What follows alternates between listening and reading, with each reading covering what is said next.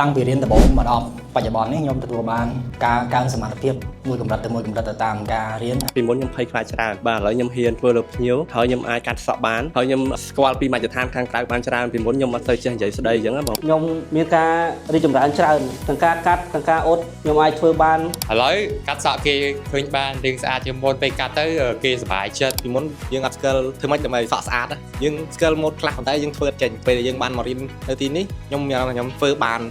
មកសរោសតមកអត់ចេះអីបងហើយដល់ពេលបានមកដល់រៀននៅសាលា OTS នេះយើងបានស្គាល់វាច្រើនជាងមុនអត់ស្គាល់ទាំងម៉ូតូអត់ស្គាល់ទាំងកត្រៃអត់ដឹងធ្វើម៉េចដល់ពេលឥឡូវចេះបានច្រើនទាំងអ៊ុតទាំងកាត់ទាំងលាបពណ៌និយាយទៅការរៀនរបស់ខ្ញុំកន្លងមកតាំងពីរៀនដំបូងមកដល់បច្ចុប្បន្ននេះខ្ញុំទទួលបានការកើនសមត្ថភាពមួយកម្រិតទៅតាមការរៀនហើយនឹងពីគ្រូបង្រៀនតាមសាខាហើយនឹងគ្រូធំបានណែនាំបន្ថែមកន្លងមកនេះនិយាយទៅខ្ញុំបានការទទួលទុកចិត្តហើយក៏បានផ្ដល់ឱកាសក្នុងការធ្វើការ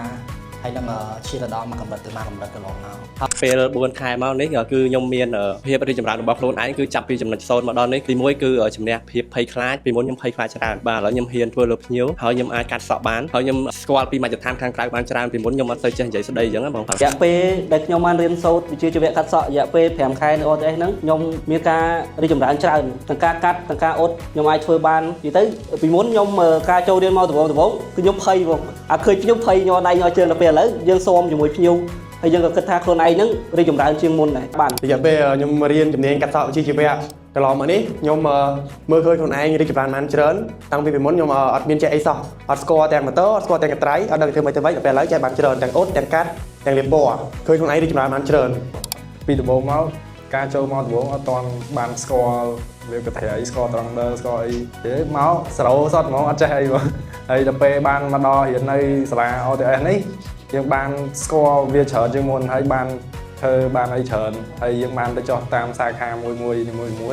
បានធ្វើលើភ្ញៀវខ្លះដែរហើយក៏បាន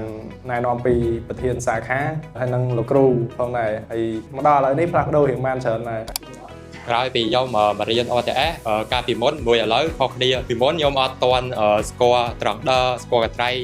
ហើយកាត់ក៏អត់ចេះកាត់ដែរកាត់ធ្លាប់កាត់សក់គេខូចហើយដល់ពេលឥឡូវកាត់សក់គេឃើញបានរៀងស្អាតជាងមុនពេលកាត់ទៅគេសប្បាយចិត្តហើយពីមុនអាចនិយាយបានរបោះបង់វាចោលម្ដងដែរពេលដែលយើងធ្វើអត់បានល្អដល់ពេលក្រោយមកពេលដែលខ្ញុំចុះតាមសាខាមានប្រធានសាខាគាត់ជួយប្រាប់នៅចំណុចខ្សោយរបស់យើងហើយយើងកែប្រែវិវត្តម្ដងបន្តិចម្ដងរហូតដល់បានដូចឥឡូវហើយរយៈពេលរៀនសូត្រ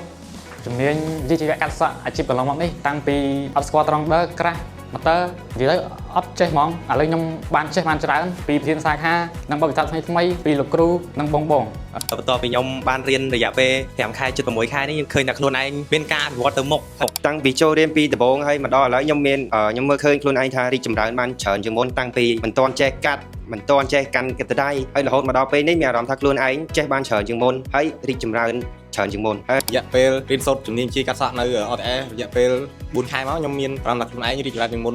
ច្រើនដោយសារទី1ពេលខ្ញុំមកនេះខ្ញុំឆាប់បានធ្វើហើយខ្ញុំអាចថាខ្លួនខ្ញុំពីមុនយើងអត់ស្គាល់ធ្វើម៉េចដើម្បីសក់ស្អាតយើងស្គាល់ម៉ូដខ្លះប៉ុន្តែយើងធ្វើអត់ចេញពេលដែលយើងបានមករៀននៅទីនេះខ្ញុំមានអារម្មណ៍ថាខ្ញុំធ្វើបាន